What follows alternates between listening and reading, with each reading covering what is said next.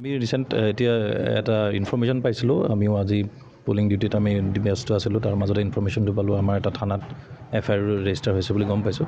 গতিকে আমি আহি দেখিছোঁ ইয়াত ভেণ্ডেলিজম অলপ হৈছে, বহুত চকী টকী ভাঙিছে আৰু অলপ এৰিয়াটো অলপ ৰাতি হৈছে বুলি লোকেলছৰ পৰা গম পাইছোঁ।